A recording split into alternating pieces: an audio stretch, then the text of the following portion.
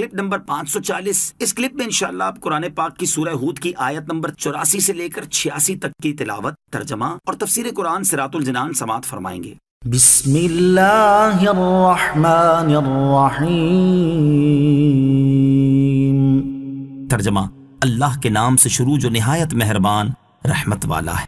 وَإِلَى مَدْيَنَ أَخَاهُمْ شُعَيْبًا قَالَ يَا قَوْمِ اعْبُدُوا اللَّهَ مَا لَكُمْ مِنْ إِلَٰهٍ غَيْرُهُ وَلَا تَنقُصُوا الْمِكْيَالَ وَالْمِيزَانَ إِنِّي أَرَاكُمْ بِخَيْرٍ وَإِنِّي أَخَافُ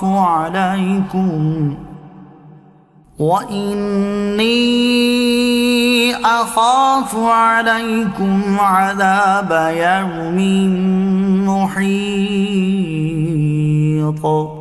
ترجمہ، اور مدین کی طرف ان کے ہم قوم شعیب کو بھیجا، انہوں نے کہا اے میری قوم، اللہ کی عبادت کرو، اس کے سوا تمہارا کوئی معبود نہیں، اور ناپ اور تول میں کمی نہ کرو، بے شک میں تمہیں خوشحال دیکھ رہا ہوں، اور بے شک مجھے تم پر گھیر لینے والے دن کے عذاب کا ڈر ہے۔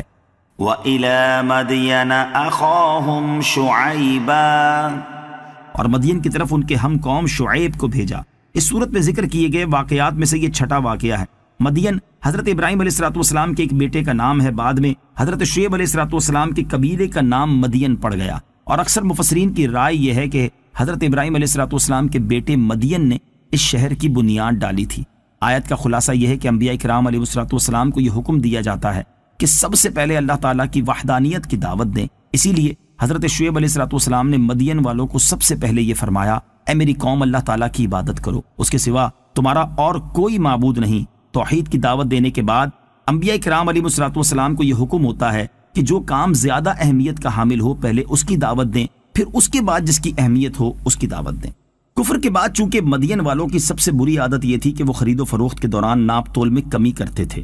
جب کوئی شخص ان کے پاس اپنی چیز بیچنے آتا تو ان کی کوشش یہ ہوتی کہ وہ تول میں اس چیز کو جتنا زیادہ لے سکتے ہوں اتنا لے لیں، اور جب وہ کسی کو اپنی چیز فروخت کرتے تو ناپ اور تول میں کمی کر جاتے۔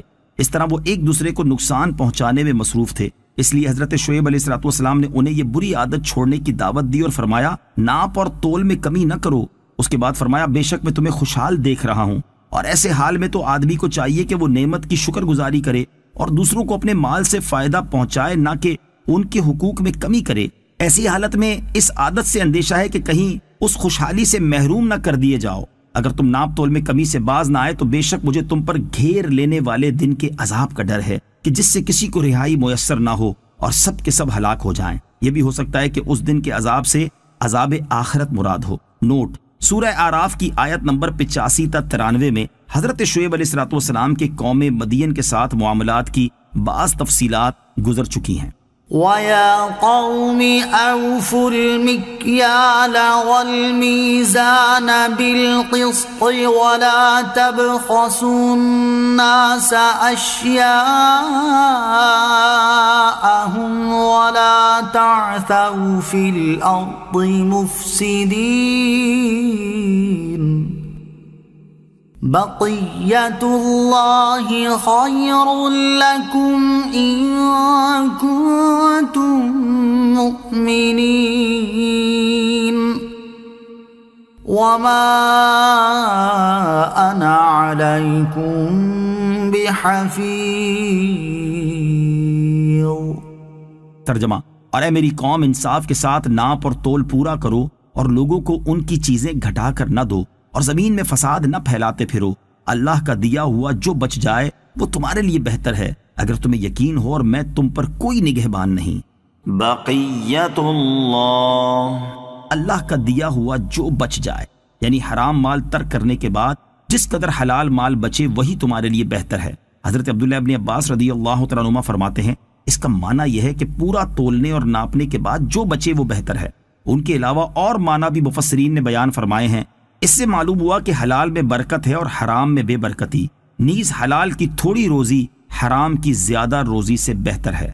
وما انا علیکم بحفیظ، اور میں تم پر کوئی نگہبان نہیں۔ یعنی تم سے صادر ہونے والے ہر معاملے میں میرا تمہارے پاس موجود رہنا ممکن نہیں، تاکہ میں ناپ تول میں کمی بیشی پر تمہارا مواخذہ کر سکوں۔ علماء نے فرمایا ہے کہ بعض انبیاء کرام علیہ السلام کو جنگ کرنے کی اجازت تھی، جیسے حضرت موسیٰ، حضرت داؤد، حضرت سلیمان علیہ السلام۔ بعض وہ تھے جنہیں جنگ کرنے کا حکم نہ تھا، حضرت شعیب علیہ السلام انہی میں سے ہیں۔ آپ علیہ السلام سارا دن واز فرماتے اور ساری رات نماز میں گزارتے تھے۔ قوم آپ علیہ السلام سے کہتی کہ اس نماز سے آپ کو کیا فائدہ؟ تو آپ علیہ السلام فرماتے نماز خوبیوں کا حکم دیتی ہے اور برائیوں سے منع کرتی ہے۔ تو اس پر وہ مذاق اڑاتے ہوئے یہ کہتے جو اگلی آیت میں مذکور ہے۔